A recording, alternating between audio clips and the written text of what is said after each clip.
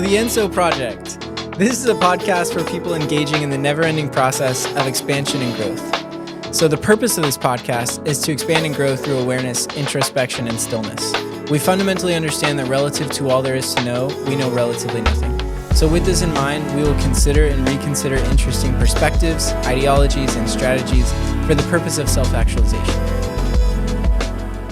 Josiah, what's going on, man? How you doing today? I'm all right, man. I'm currently multitasking, Yes. which is something that we don't do. We don't do that on this podcast. We don't do that. This is a single tasking podcast. Yeah, exactly. Great. Now that we've laid that ground rule, what are we talking about today? Talking about progeny, but we're also going to look at that in comparison with legacy. Yeah. Yes. Progeny versus legacy. So I have our little theme here. I'm going to ask you for a definition like I always do.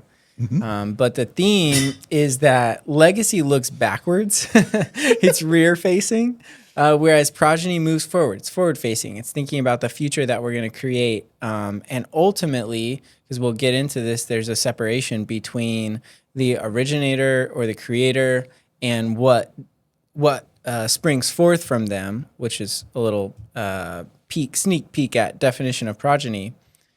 That's like the key difference here. So what can we learn about the definitions of legacy versus progeny or what are the distinctions that you see between the two?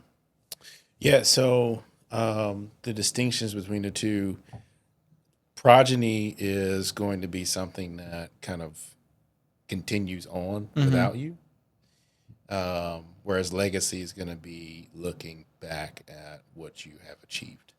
Fair. It's kind of, one is static and the other one is more fluid and evolving. Right. And, I like to think of legacy as more of like the dash between the dates that you were here. Okay. Yeah, and then progeny is just kind of like what continues on without you. I like that. Yeah, because our legacy is really encapsulated between our birth date and the day of our death.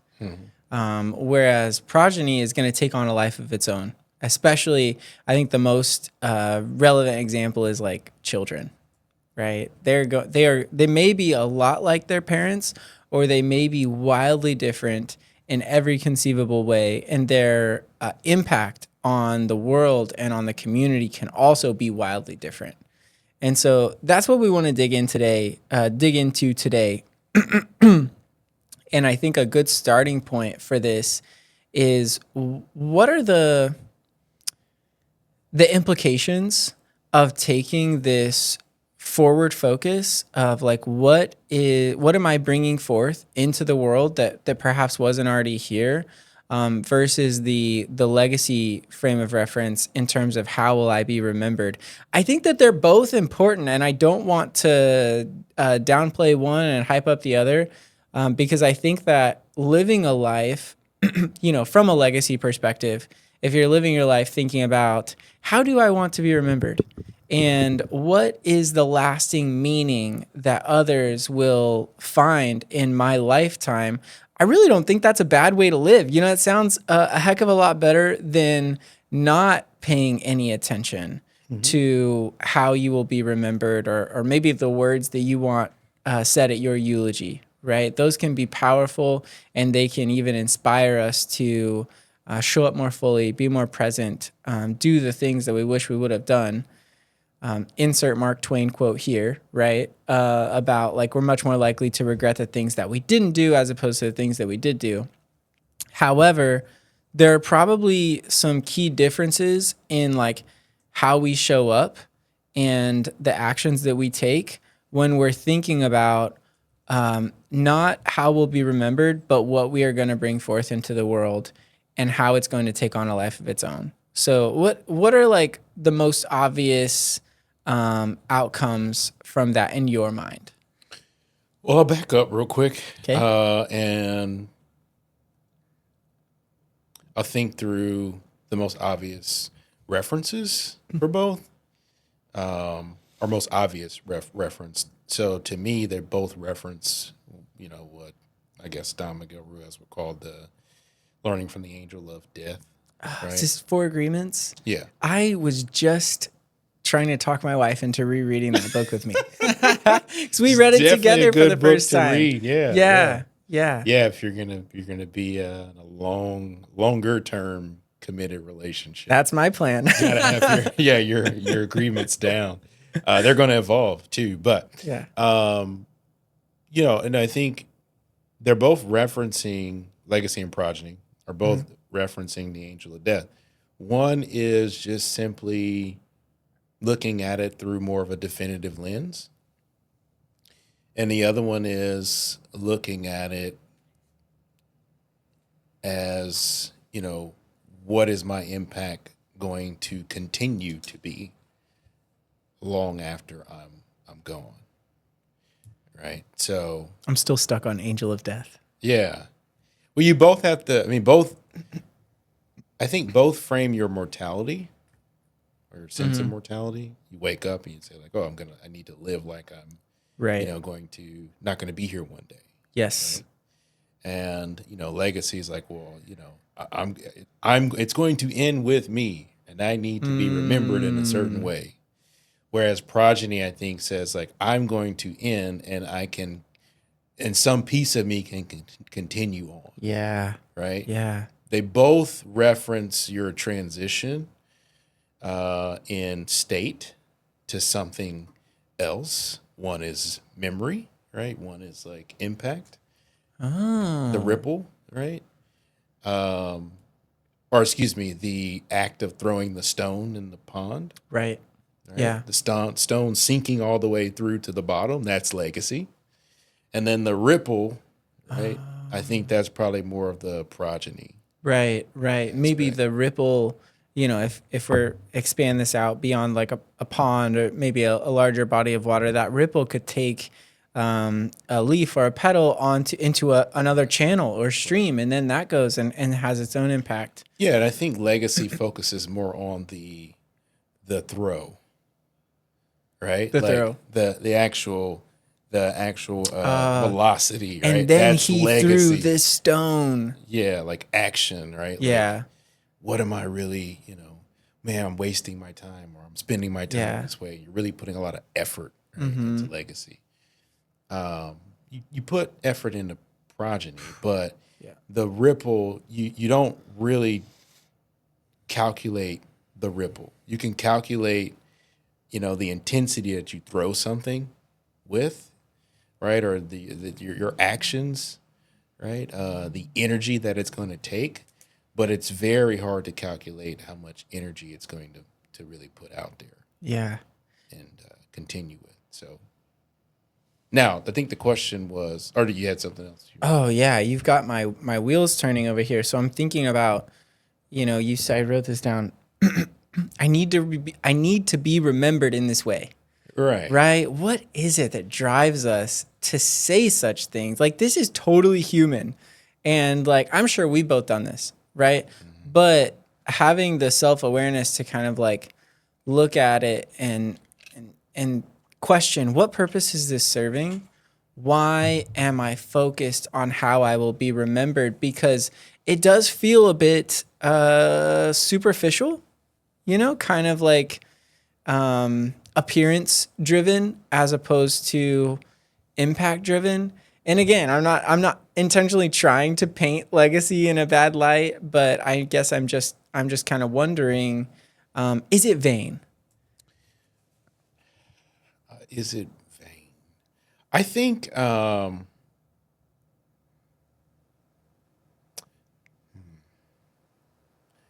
that might be an inappropriate framing. Yeah. Why is that? I think it's probably more about self-preservation. And maybe there is some degree Some of vanity vanity in in there. self-preservation, right? But I think it's just there's I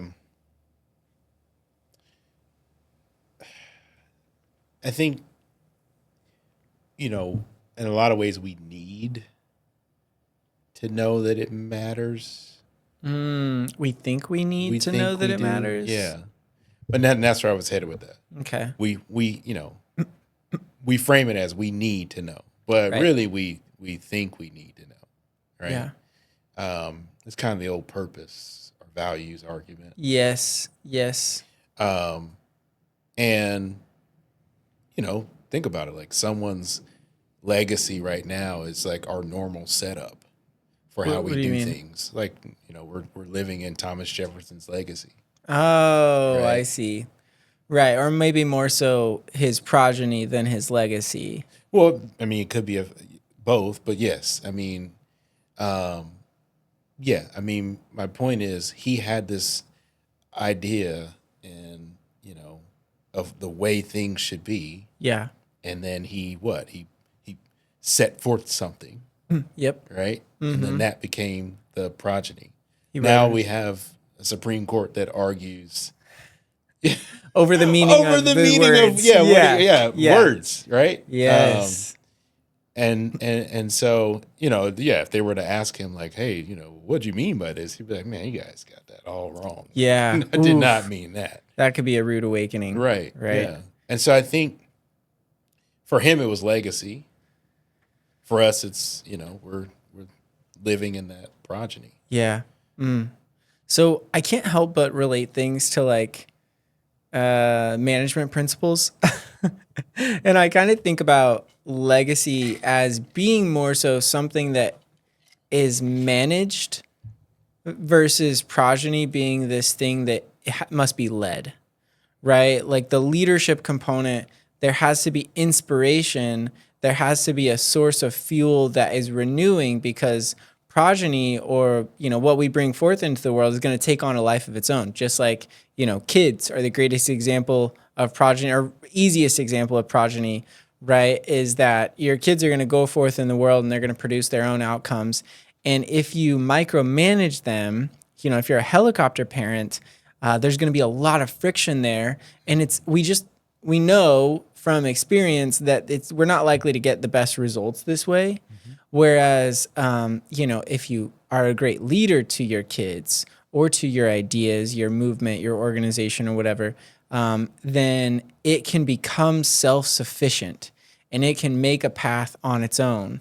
Whereas like with a legacy, it does seem like something to be more meticulously managed of like, wait, no, that's not what I meant. I meant this was my intention, and what matters is my intention because it's my legacy. There's like this air of ownership about it that I don't know that it serves the greater good, which I think is usually the intention behind a legacy, right? Like I want to leave behind a legacy that helps the world or benefits it in some way. Right. Yeah. Just frame of reference. I don't know. Except for serial killers. But yeah. This podcast just turned dark. Yeah.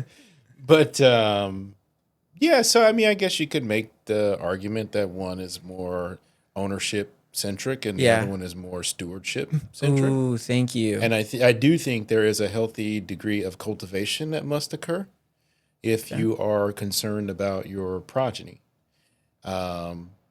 Children, for sure.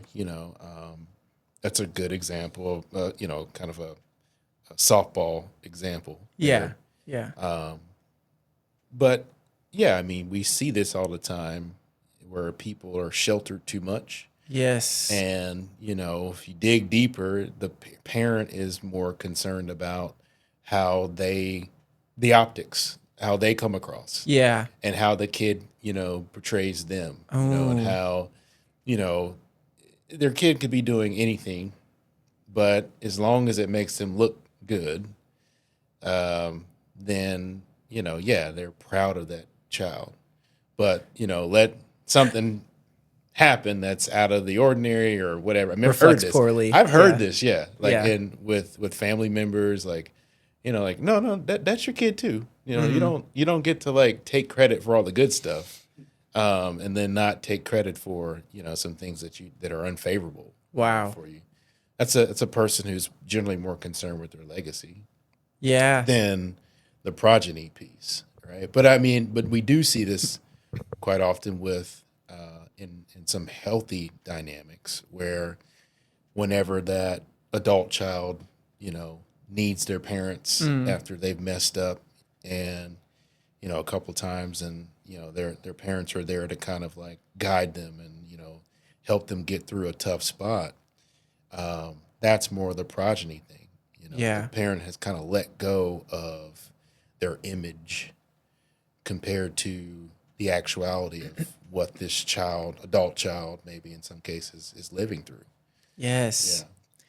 I love that perspective. And you're making me think of how, some parents, they kind of parent in this way that they just want their children to have like a copy, a clone of their belief system and their values and ideals and, all of that, the worldview, and I'm kind of drawing on one of the questions that we have here, which is it more meaningful to be remembered or to be outgrown?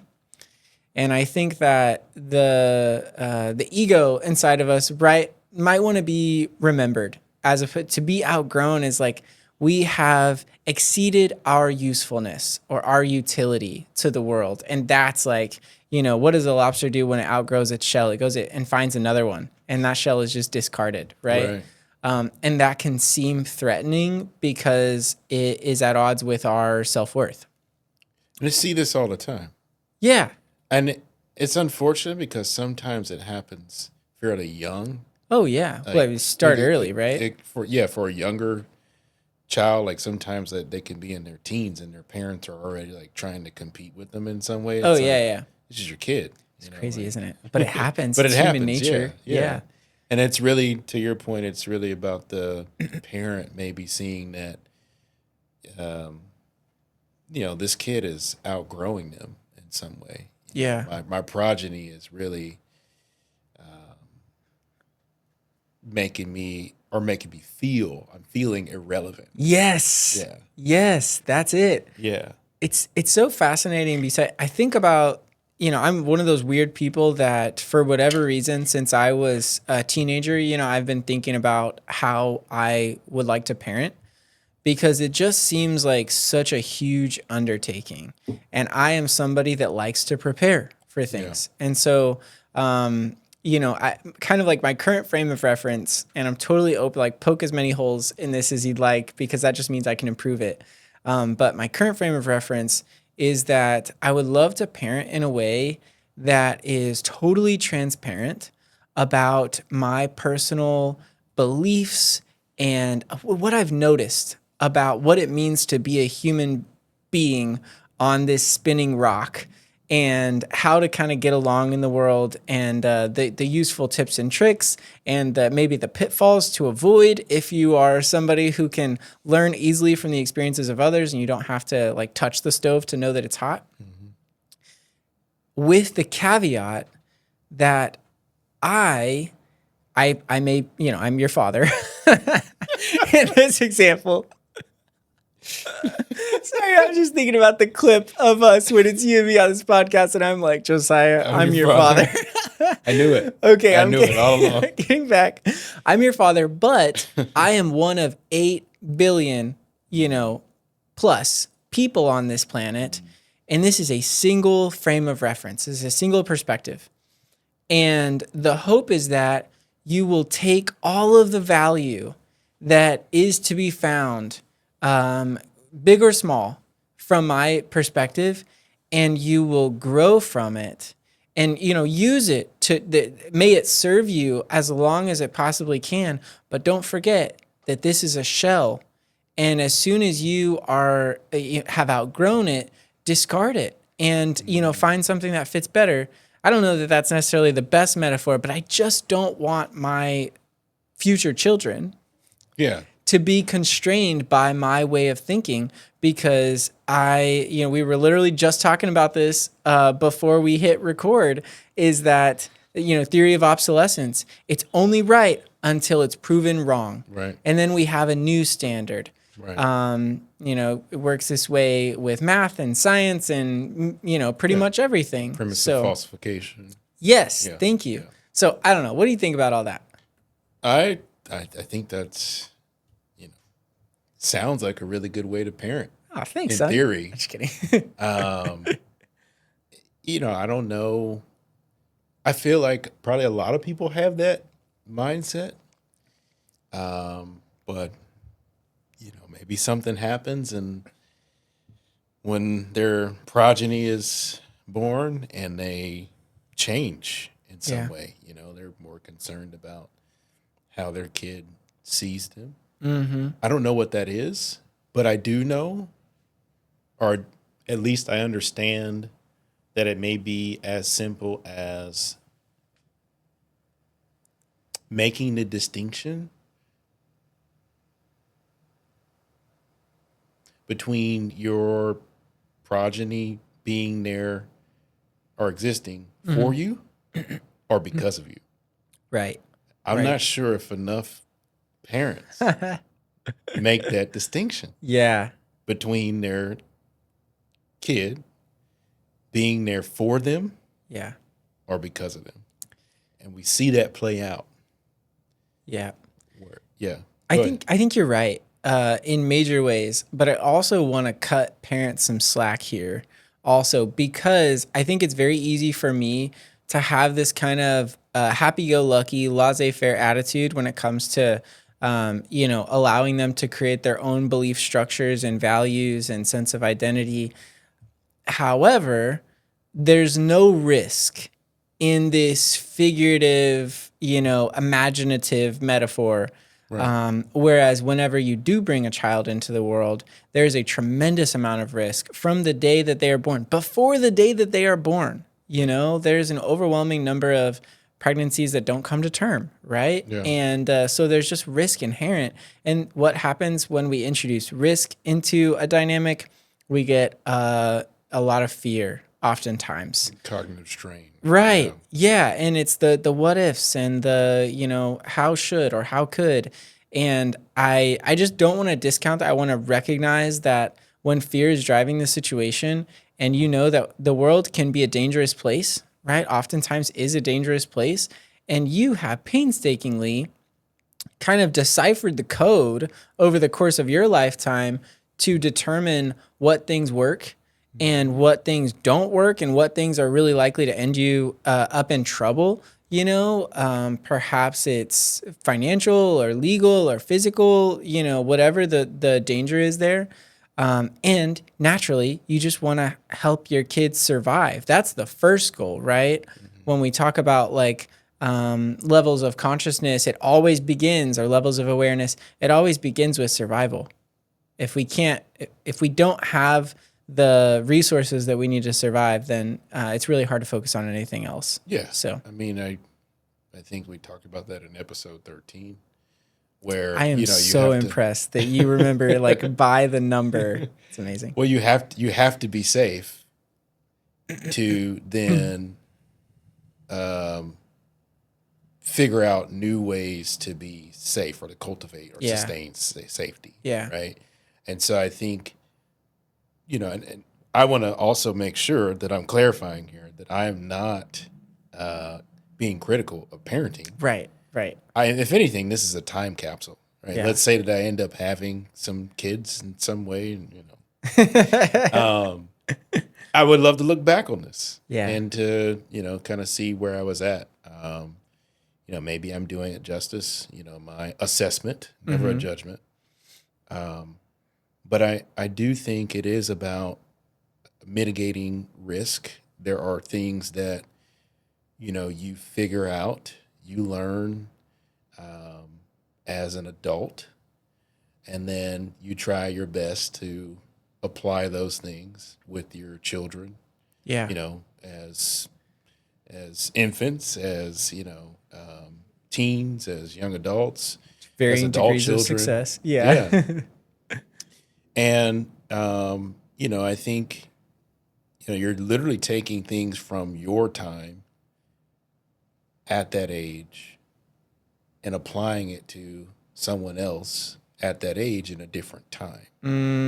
Right. Oh, that's interesting. And if, like I was saying earlier, and I'm not saying this is an easy thing to do, Right. but it is most certainly, for me, a simple thing to observe, Uh-huh. right? And that is, if you're not able to make the distinction between your kids being there for you and being there because of you, it is very, from what I've seen, it can be very easy to have your identity wrapped up in them taking your version of whatever it is from your time and Right. applying it to their time, just Right. simply because they are at an age where you have been, Yeah. right? And I've seen it. I've seen, parents and adult children like go at it. Oh, yeah. And it's like, guys, Yeah. you don't have to win here. And then generally like an elderly person steps in and they're like, guys, it's not that big of a deal. Like, Right. like it's Right. usually like a Yes. grandparent, right? Or like Ah, an older aunt or uncle, that's like my favorite thing.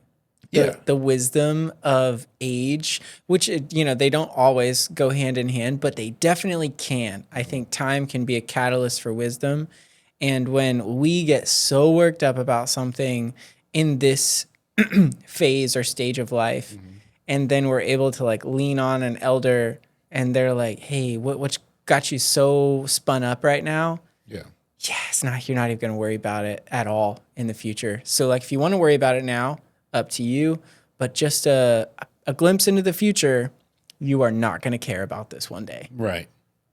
Yeah, and like your child is not going to care about it either, right? I Right. mean, I love to watch my parents be grandparents because they're completely different people, right? Right, right. And it's cool, to watch that. And I, I, that's the only way that I understand it is it's like, okay, this is age, this is experience, this is, them coming to terms with or their mortality in some way. And they're able to kind of look at things and understand that, it's just not that big of a deal, Not that big of a deal. you know. And my parents in their 70s, completely different than my parents in their 40s and 50s. That's something that I'd like to talk about. So you mentioned earlier, right, the benefit of having been in a similar position, and I use that word like similar in terms of they might have some helpful insight into navigating the situation. However, big caveat here, the circumstances are fundamentally different, right? We live in a new period in time, and there are different variables at play. There are going to be some of the same variables at play, but there are almost guaranteed to be different ones also. So it's like, how do we approach that situation with grace and tact and respect, and say, this is what I learned from my experience, from the elder point of view, while also from the younger perspective saying, I'm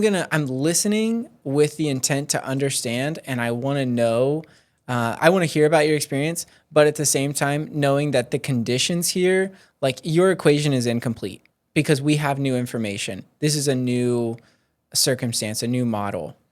I don't know. What do you think about this? Any thoughts or insight on that and how we can do that more effectively? Well, I think it's a very emotional undertaking. Yeah.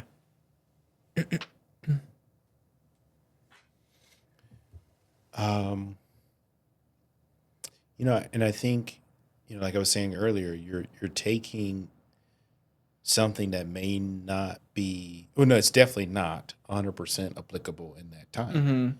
You're just dealing with a different world, Right. right? Especially with technology. Yeah.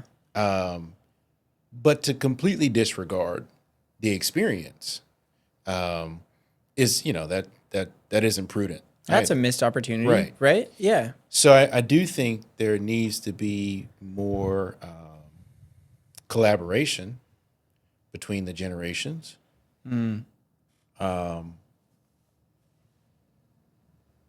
But I think that depends on how much inequality there is between the generations. I would love to hear more So I about mean, what. like about structural age theory, and No. so there's like certain aspects of inequality between different generations. Huh. Right? Perceived No, inequality? like real Oh, inequality. okay. Yeah. Yeah, please educate me and So, our listeners. so, so basically, like if I look at my mom and my three sisters, Uh-huh. they're all mothers. Okay. My sister recently became a mother about 8 months ago. Wow. Okay, so she just experienced her first Mother's Day. Hope things are going well. Yeah, pretty Okay. good. She's actually taking a trip to Japan right now, away from her kid for the first time. And Wow. my Big step. mother, her, Uh-huh. our mother, is and father. They're going to be watching, my niece. Spoiling them, Yeah, hopefully. for sure, Yeah. for sure. Um, but if I look at the different generations, Mm-hmm. they have different outlooks on the world that they live in Yeah. due to certain events in Mm-hmm. time, due to certain benefits that they or perceived benefits that they got to experience in their childhood, early adulthood, Interesting. Yeah. adult, full adulthood, Mm-hmm. relative to the generation prior, right? So my mom's a boomer. My sister, I have a sister that is a Gen X, right? Okay. And then a sister that's a millennial. Two Nice. sisters that are millennials, right? So they have different outlooks, right? Yeah. And what they perceive to be, a challenge, or what they perceive to be respect in the workplace, compared to how you treat a woman, Yeah. is different to some Oh. degree, right? Now, these might be incremental degrees, Right. but they're still Still different. relevant. Yeah, they're still Yeah. relevant, right? So, like one generation, like Gen X, is like it's all about the boss, Mm. right? Yep. Like you gotta make the boss happy, right? Yeah. And sometimes it's a client, right? Make the client Sure. happy, right? Yeah. Millennials, it's all about like, where's the purpose in this, Yep. right? And I can see these things kind of play out between the generations, Yeah. and how they deal with work life balance, and that, what does that impact? Like their family life too, Oh, right? definitely. Yeah. Yeah. So like, do you think my Gen X sister and older millennial sister and baby boomer mom were flying off to Japan with an 8-month old baby and leaving that baby alone? I imagine that might be taboo in their mind almost. Right. Maybe as you get closer to boomer, right? And I don't have a lot of great reference material for this, but I'm just kind of thinking about my grandparents and how they would respond. And I can't really see them doing that. Right. Yeah. So, that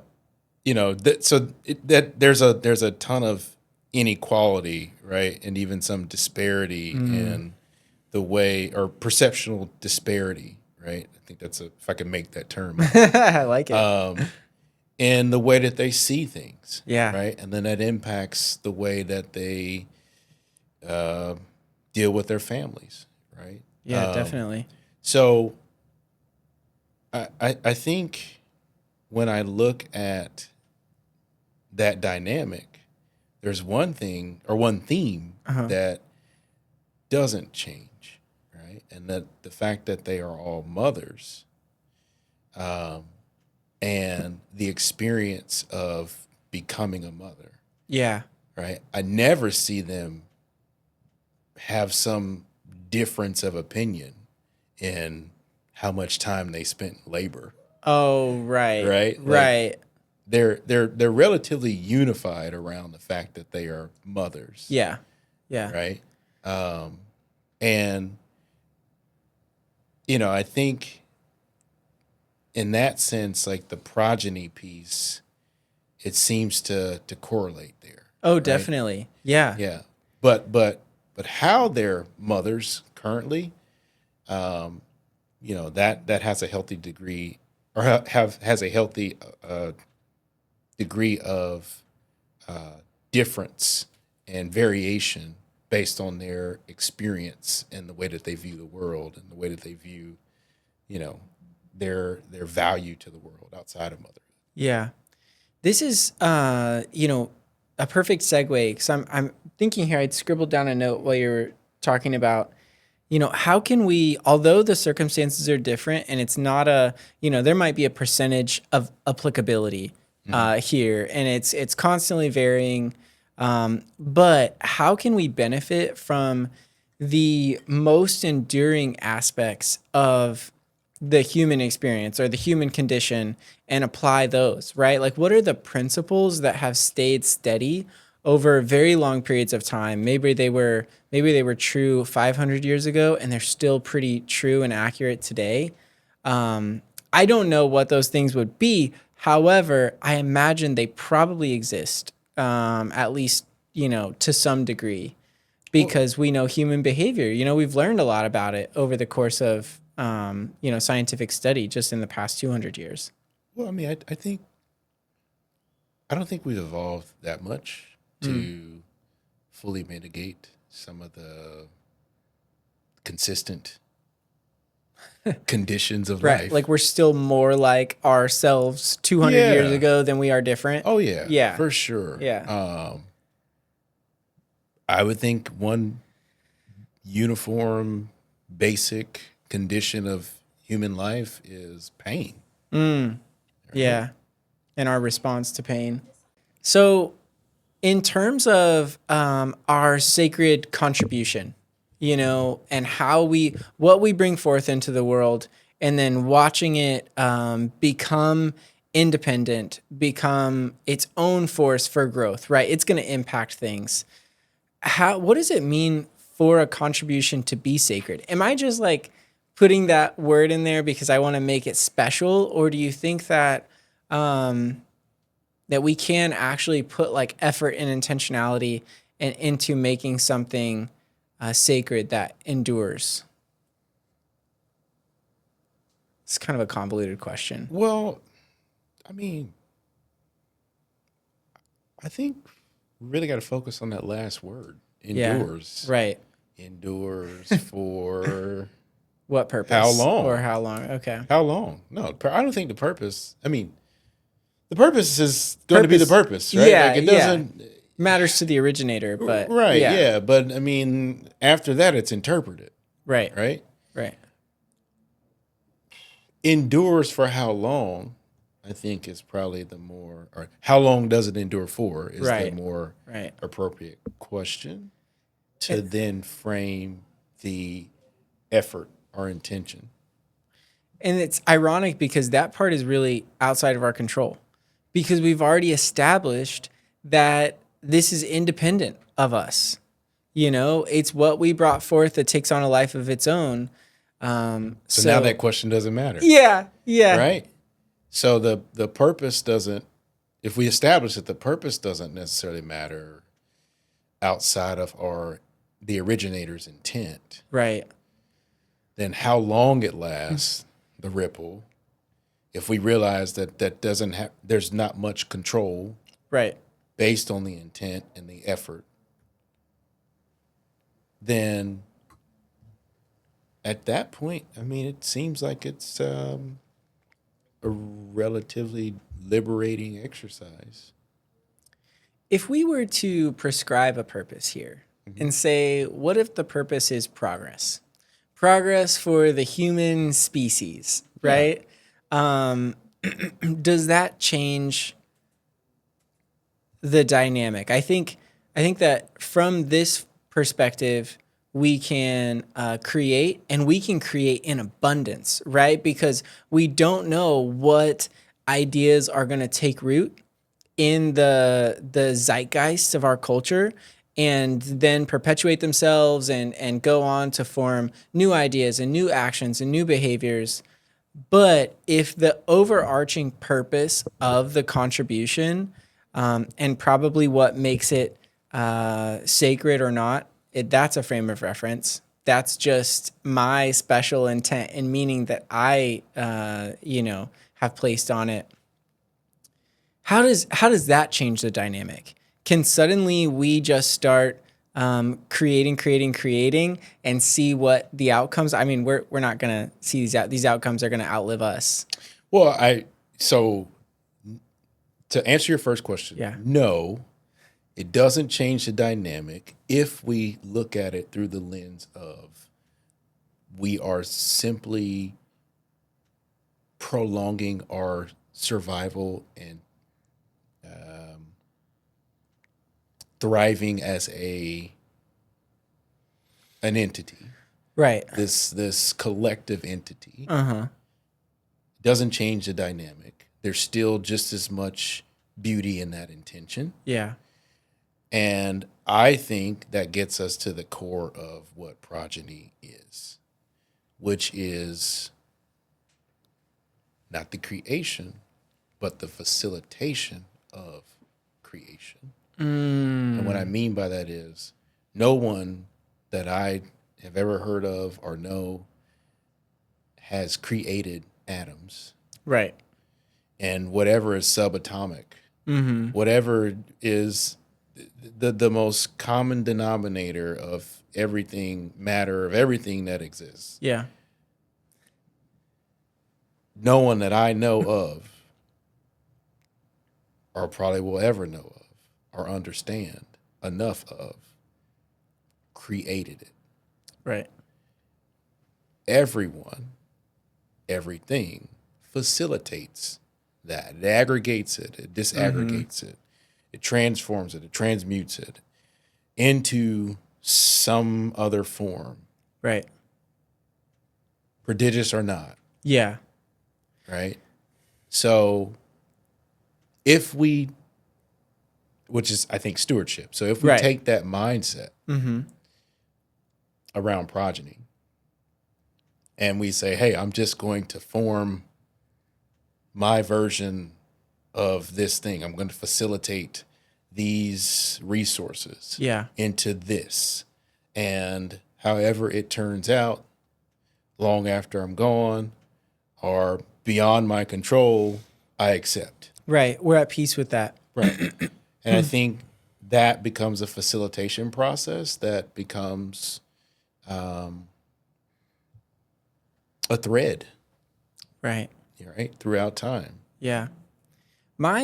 You brought up a good point when I was like, how do we further the human species? And you're like, okay, mine jumps to survival, right? And I think I am like not quite as it sounds strange to say I'm not quite as interested in the survival aspect as I think it's just like all of the pain and suffering, all of the unnecessary like violence and starvation and all that stuff is like, gosh, so humans, we have like really well documented history for thousands of years. And this is kind of like we're at the pinnacle of that right now. And then you look around and you're like, wow. For now, we're at the Wow. pinnacle. Yeah, it's only for now in this moment. But and that's kind of like what I love about history is they're like, okay. So after, 1,500 years of recorded history, like these are the kind of thoughts that we're having. These are the kinds of actions that we're taking. These are the kinds of conversations that are relevant. And it changes right up to present day. And, the wide array of different current events, right, that people feel are worth discussing and worth talking about. And we have also our appearance, right? After, in year 2025, this is what people kind of look like. This is how we clothe ourselves and conduct ourselves in public. And I just find it all very fascinating. It is fascinating. So okay, we've been around for what, 300,000 years as a species, right? Roughly. Depends on who you ask, but I'm fine with this. Rolling with this. Okay, Yeah. what are you thinking? What's the other range? Let's just create a range. When I was in anthropology class, right, they were like 40,000 years, Homo sapiens sapiens. That's us. Kind of like, Okay, let's say 40,000 years. Sure. to 300,000, Yeah. somewhere in between. Okay. How long do you think we've actually had like the language we're speaking? Oh man. Not the English language, but just a linguistic way to pass information back and forth. Yeah. And this is predating written communication. It's just verbal. Yeah, I mean, Yeah. written is, I think, yeah, Right, because we can have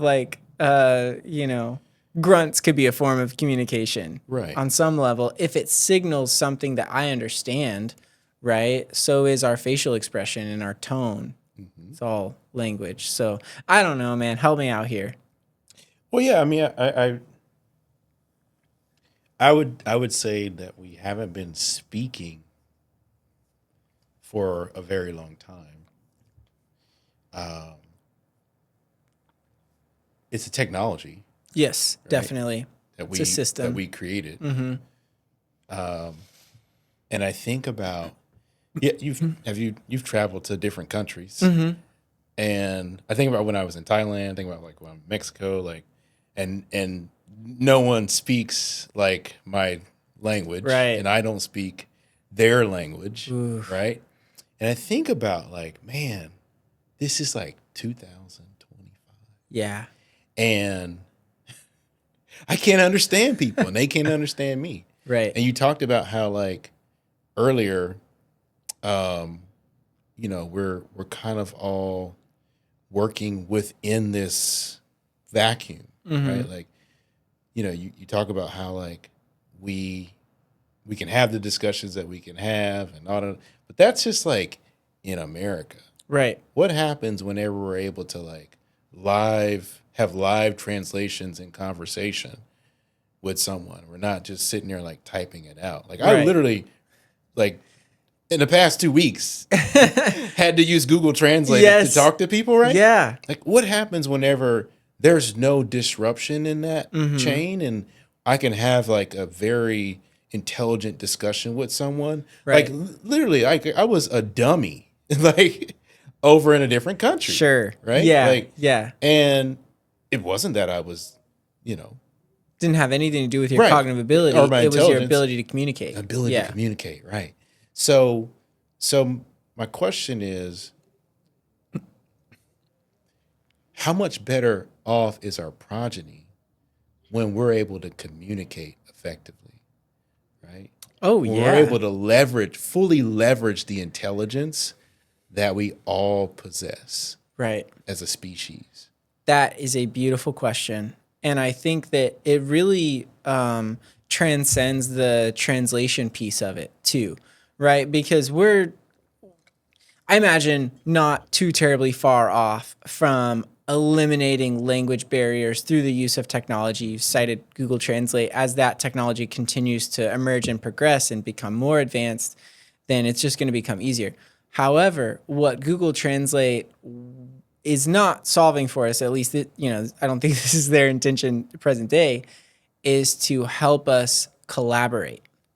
Now, I'm using my words carefully here. We can coordinate with somebody, and this is just back and forth, time and place, logistics kind of. But collaboration requires trust. Well, so yes, that's why I brought up I was saying, Yeah. or the point I was trying to make is that it wasn't very effective. Yeah. Right? Like Yeah. people still had to like, they were wondering like when I was coming up, they're like, it took them some time to, he's dumb. Like that's kind of how it was. Like, so, no, I think if we go look backwards, right? Yeah. And that's why it's a question, like, how long have we actually been able to speak language as like a very small group, and Yeah. then like move to different regions or areas across the world, and maybe over generations, and then, one, gain the trust of other tribes or other Yeah. regions, and be able to communicate enough to, then your point, collaborate, Right. right? Or was it just like we just conquered people, right? Like what if that was a part of someone's legacy? That what if that was all like It was. yeah, like Yeah. William the Conqueror. Like what if Right. like the Romans like Yeah. they just wanted to That was conquer. the thing to do Right. at that time. But it ultimately led to what? Progeny. It led to some form of collaboration. Well, I don't know, it seems more like domination, and competition than collaboration, right? They're competing for resources. And that is what's so interesting to me, like language, huge catalyst for our development as a species. The internet, books, hold on, let me back up. The Gutenberg printing press, huge catalyst for our development because now to transfer ideas, we don't have to have a one-to-one conversation. I can write down my ideas and send them to you, or you can find them and you can read them, and we can do the same thing, in reverse as well. And we both grow from the experience. That on steroids, we have like the internet, we have, chat rooms, and we have blogs and all that good stuff. Podcasting, right, is a medium for distributing information. But it's just another catalyst. It helps us on our journey. It doesn't solve the problem.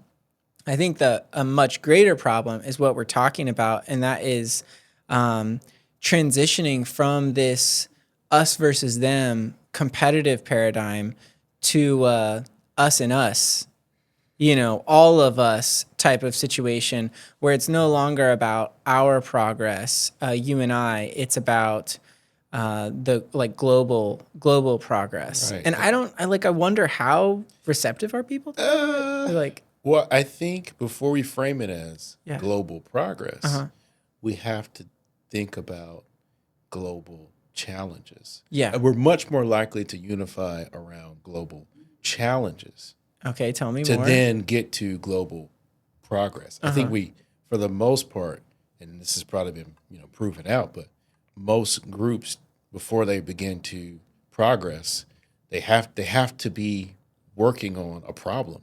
There has to be a problem. There has to be something. Why is that, I wonder? I mean, I think it just has more to do with survival. Right? Yeah. But that's not the Self-preser- objective anymore. The objective is progression. Remember, Josiah. Listen. I would love for that to be the objective. I Right, think right. that is definitely my objective. Yeah. But to do that, to have that objective, I have to realize that I'm relatively privileged to be thinking that way. And not Majority in a of the survival world, mode. yeah. Yeah. And trust me, I'm in survival mode. Right. No, I As an get that. entrepreneur, Right? right? Yeah. But I still have, even in my survival mode, I'm subjecting myself to this because I believe it is a progressive thing Yeah. to do. It is going to work to the benefit of not only myself but my peers Yeah. and my progeny. Yeah. Right. Many, many others. Right. Let me float this idea past you because I really want to hear your perspective on it. The more people that we can get outside of survival into a new frame of reference, maybe a frame of reference of progressing the human species, does that enhance our ability to get more people out of survival? This might just be overly idealistic, right? But it seems to me as though, we can recognize that we're coming from a place of privilege right now and being able to have this discussion where it's not like, where are we going to find shelter tonight and what are we going to eat? And so we can kind of engage in more abstract problem solving, right? And think more globally in terms of human beings all around the world. We're still facing these massive challenges of starvation and homelessness and all run down the list, what tugs at your heart. But the more people that we can get involved in this, essentially a movement, really, that is centered around progression, does that enhance our ability to reduce the need to be in survival mode, like on a world scale? Pipe dream. Yeah, no, yes. The challenge is being able to truly understand someone else's rationale for survival well enough to convince them to leapfrog into some stuff that really, it doesn't. I mean, like your version of progress Yeah. is really just survival. It really is. Right, like a more comfortable survival. Yeah. Yeah. You Yeah, get to yeah. work on complex problems. Right. But other people are living these complex Yeah. problems, right? Yeah. Like I'm not starving, Right. right? I'm not starving No. at all. But, I can work on things that will help, solve problems for people that are starving. And you are. And I am. You know, I'm not unhoused, right. but I have a housing solution, right, in my Yeah. architecture firm. But I don't know what it is to go, several months without a shelter, Right. right? But there are people who do, Yeah. right? So there's in me trying to convince others, right? Like, hey, here's what we could do, right, to solve these problems. Yeah. Solve these problems for, all these people that have this challenge.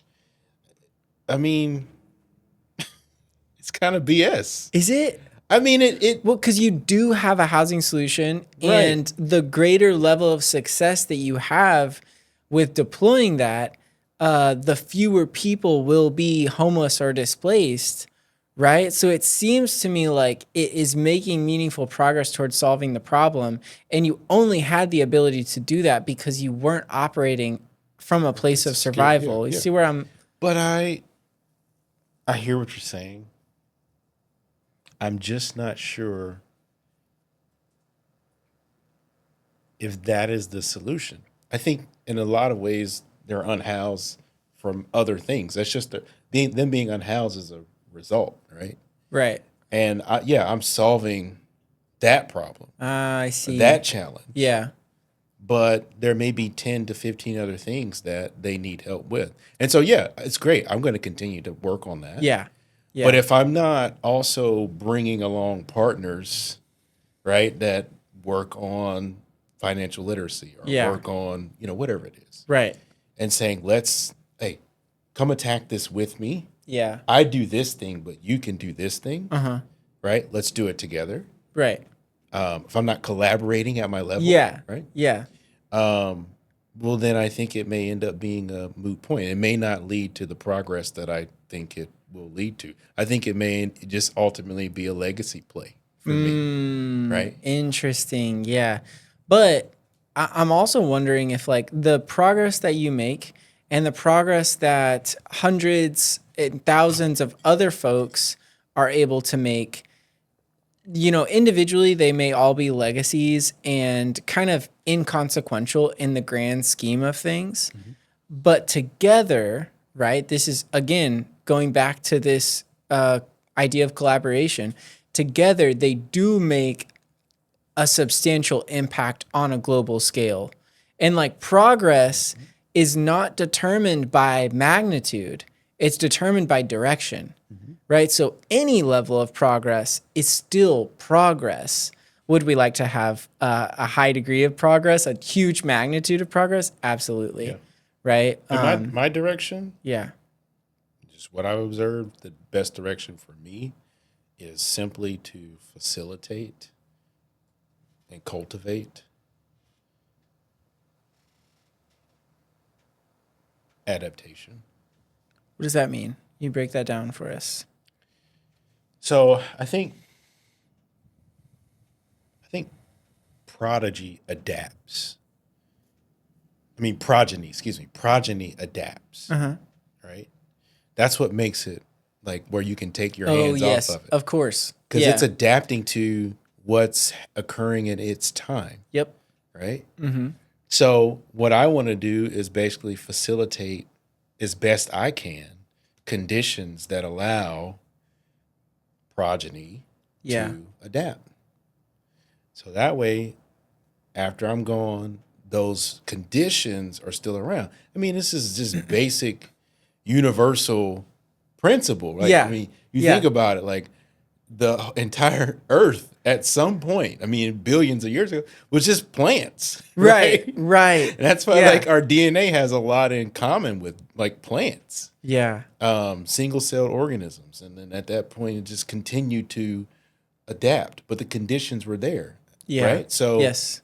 I want to mimic that in the work that I do, right? And everything that I facilitate. Uh-huh. I want to mimic that process Right. of cultivating conditions that allow humans, whoever, whatever, to adapt and do the same thing in its environment, Yeah. right? I love that. I think that's a wonderful place to create from, and I can see it kind of like in my own plan, for life, and how I have had this really strong desire for a long time to teach, right? To kind of in like semi-retirement to be a professor and to educate and stuff. And I think like that is cultivating the conditions for individuals to go out and change the world in their own way. Yeah. I think also super relevant to you is like you're writing a book, right? Yeah. So that's going to... Book is done. Book is done. Book is written. Yes. Waiting to be published. And so... well on its way. Yeah. So that's just like, you've created the conditions. This is for years now, that allowed you to create. And now you're going to put that creation out into the world, and you have no idea who will pick it up or benefit from it or learn from it and go on to change the world in their own way. That's your progeny. Right. Exactly. That's why I really wanted to cover this topic, because I think in some way we're all contributing to our legacy, right? Yeah. Some of us are a little bit more intentional than others. We're all certainly contributing to our progeny. Yeah. And it goes well beyond our offspring, if we even have offspring. Mm-hmm. But if anything is surviving on this planet at any time for the duration that this planet is around, it is invariably our progeny. Mm-hmm. If we existed at some point, we had some impact on it. Yeah. Right? Always. Like I said, there was conditions that were created. Yeah. And are facilitated in some way for us to be here doing this right now. At some point, it was just simply, environmental conditions, the right temperature, right? And then it, over countless years, it turned into cultural conditions, right, and philosophical conditions. Mm-hmm. With each degree of safety, someone was able to develop and cultivate a new environment that something else could adapt and live in. Yeah. Right? Yeah. And it went from being a banana, you're right, 400 million years ago or whatever, a billion years ago, to us doing this, right? Just a couple bananas. Yeah. Talking on a podcast. Right. I mean, and so, man, who knows what the progeny of this will be, a million years from now. What if there's like a church of whatever of the Please Enzo stop podcast. here. I don't know. And that's the most fascinating thing about it, is that like this could go anywhere. Yeah. But I'm just happy that I'm safe enough in this moment, right, to cultivate those conditions for someone to pick it up and do their thing with it, facilitate it in whatever way. Yeah. What a gift. Yeah. And I think a beautiful note to end on. Yeah. Josiah, thank you. Yeah, for sure. Thank you. Click it. Thank you. The Enzo Project is brought to you by Bolt Human Capital and Noon Holdings. Edited by ELE. You can find the Enzo Project on Spotify, YouTube, or wherever you listen to your podcasts. Music, the song Full Bloom by Jewel and Nuamina. You can find them wherever you listen to your music.